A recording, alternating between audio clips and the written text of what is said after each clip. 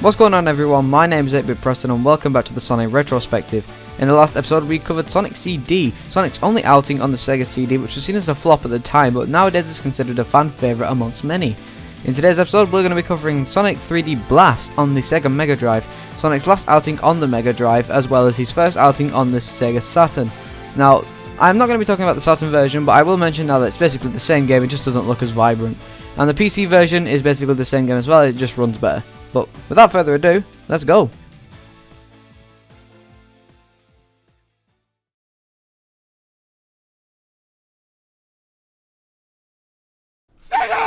What the fuck was that?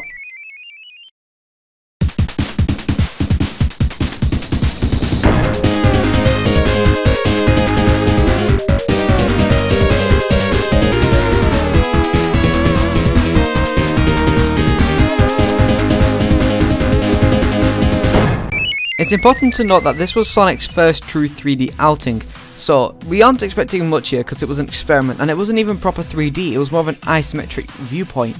But for a brief summary of the game as well as a brief summary on the plot, let's just go over this real quickly. So Sonic 3D Blast, which is also known in Japan and Europe as Sonic 3D Flicky's Island, is a 1996 platform game for the Sega Genesis and Sega Saturn as well as the PC, which was later released. The story follows Sonic the Hedgehog as he embarks on a journey to save the Flickies, birds enslaved by Dr. Robotnik from a completely different series. The player must guide Sonic through a series of themed levels to collect Flickies and defeat Dr. Robotnik. Though it shares gameplay elements with prior Sonic the Hedgehog games, Sonic 3D Blast is differentiated by its isometric viewpoint with pre-rendered 3D models converted into sprites. Things like this were rarely seen back in the day, so when this game came out I would imagine it impressed quite a lot of people, because this was the first time we got to control the blue blur in a 3D space. And now, while it obviously wasn't a true 3D space, it was more of a 2D scale but with some basic 3D movement, it was still the first 3D Sonic game ever made. And this is important for many reasons, because not only did this introduce Traveller's Tales to start developing some Sonic games as well, obviously this was only filler content, but it also introduces to us the new, gameplay elements of 3D Sonic, being what we, not what we're used to today, but if you think of it, this was the game that kind of inspired the adventure formula, because it's open-ended, it's 3D, and it's got, a bit of speed here and there. The controls are a tiny bit wonky, but again, this was the first proper 3D Sonic game, so we have to cut some slack and remember that it was a rushed effort. Moving on to the gameplay a little bit more, we have to talk about this because it's the main thing that drags this game down. Just like Sonic CD and Sonic 3 in my opinion, the levels are too big, and this is an issue that Sonic had for 5 years, because not only were the levels too big in the older games, they were still simple to traverse simply because it was a straight from point A to point B with a little bit of exploration on alternate paths here and there. This play space is huge! This is something you'd see in early GTA titles with how expansive it feels. It's ridiculous. And I'm not talking about GTA 5 and how you can circle around the whole map in about half an hour. This is like, if you don't know what you're doing and it's your first time playing and you're going through the game without any experience or anything like that, chances are you're going to wind up on the very second zone after you've completed the act, after about an hour. And considering it takes an hour to beat the first zone and you get lost easily, it doesn't make a very good first impression. Also, on the topic of gameplay, let's talk about the special stages in this game.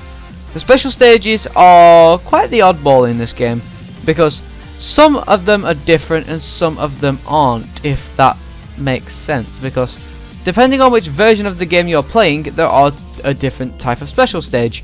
And while fair enough the Mega Drive version has the better special stage, it's still not very good. It involves you walking across these bridges in a kind of 3D top-down space, and you have to collect these rings and jump over some obstacles and blah blah blah. So it's basically the Sonic 2 special stages, but without the half pipe, and you can see what's coming up. But the Sega Saturn version is the definite worst version of them, because what you have to do is, it is basically Sonic 2. You have to go through a half pipe and collect rings. And the only issue with this is you cannot see a thing. This is an issue I had with Sonic 2. I said that the rings don't render in fast enough. Now they're rendering perfectly fine, but there's too much shadow on the screen and the rings are being covered by the shadow, so you can't see where they are and when they're coming up. And this is a huge issue because chances are you're either going to miss them or you're going to get hit by a bomb because you won't be able to see that coming either.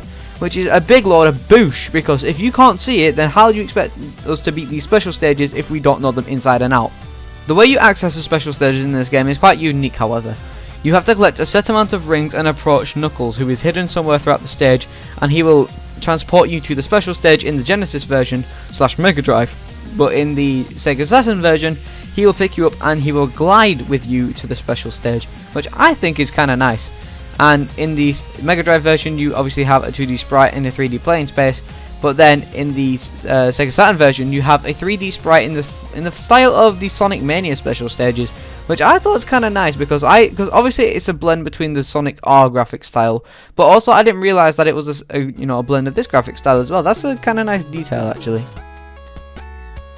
The level themes in this game are quite generic. You have your Green Hill style level, your Marble Zone level, I guess you could call it because of the fire, an Ice Capped theme level, so ice level, Carnival Night type, so basically like Casino Night, the casino theme, and your Industrial theme. So you have basically everything from a standard Sonic game here. Your Green Hills, your Lethal Lava Lands, Mario 64 pun intended, your Ice Cap zones, your fucking Robotnik areas, and your casinos. It's just traditional Sonic. There's nothing you can complain about here. The only thing I can say about Sonic 3D Blast is that the game is held back by all of its flaws, by a tremendous barrier. And what I mean by this is, if the game didn't have the flaws it had, this game could have been good. And you will hear me say this a lot throughout this retrospective, judging by the quality on the Sonic series as of recent times. But I can't help but say it, because it has to be said. This game had potential, and when I say potential, I mean it had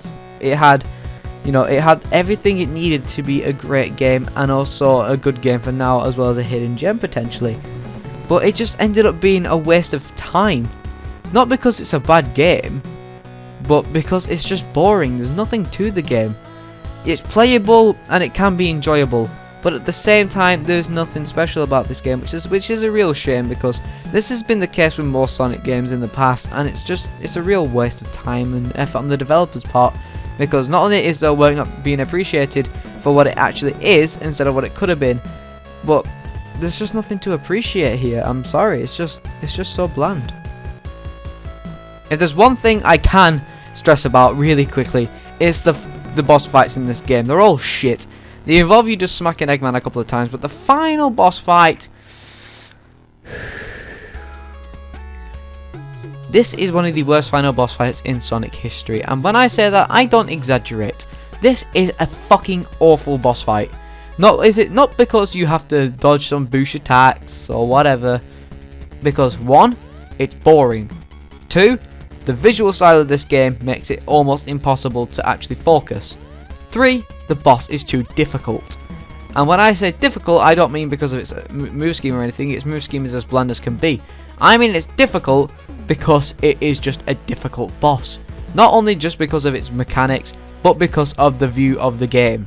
If this game was presented like Sonic Adventure, this boss fight wouldn't be difficult, but because of the way it is and with how the scenery looks in this level, it is a nightmare.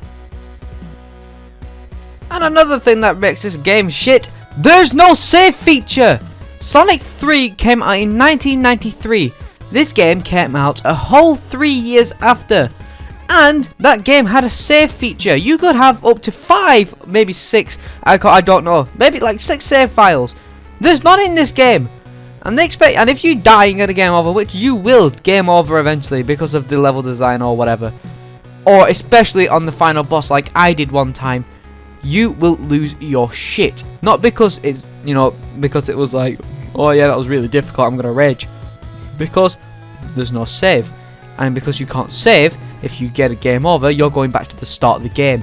And I'm sure you do not want to do that because of the gameplay being so fucking horrendous. I'm sorry this review has been short, but there's really nothing to say about this game. It may feel like this review has been rushed, and I'm telling you now, it wasn't rushed. This review, while it was published on a tight schedule, I put as much effort as I could into this review. And with that being said, if this video feels effortless, and I know it does because even while editing it, I feel like it was effortless. And why may that be? Well, because if the game can't be fucked to give me a decent product, I don't see why I should give it a decent review or even put the time and effort into it. I'm sorry guys if you was expecting something kind of cool for this, you know, game or whatever. If you like it, I'm sorry, more power to you, but I hate this game. There's just nothing to it. I don't like this game. It's basically like playing... I don't know what to compare it to. It's kind of like taking your favorite... So let's say Mega Man was your favorite games franchise. And you made it a game. Right, you made a game called Mega Man 7. Now you know what I'm talking about if you've ever played Mega Man 7 or if you know anything about that game's reputation. It's not a good game. The game isn't fun. It will drain the life out of you at one point during your playthrough. The only way I would ever recommend this game to you is if you was really curious about the game. That's it. Don't play this game if you're looking to have fun. Only play it if you're curious. And the best way to play it is on the Sonic Mega Collection in my opinion, or on the PC version. Don't go out of your way to get a console that no one owns anymore just to play this piece of shit. If I had to give this game an overall score, I'd give it a measly 4 out of 10. It's pretty bad. So, I'm sorry for the video being kind of shitty, but I'm sorry, I just can't say anything about this game other than it's bad. Thank you all for watching the video. If you did enjoy, please be sure to please be sure to slap a like on it, as always, if you did enjoy the video. And I'll, of course, see you in the next one. Take care, guys, and have a good night.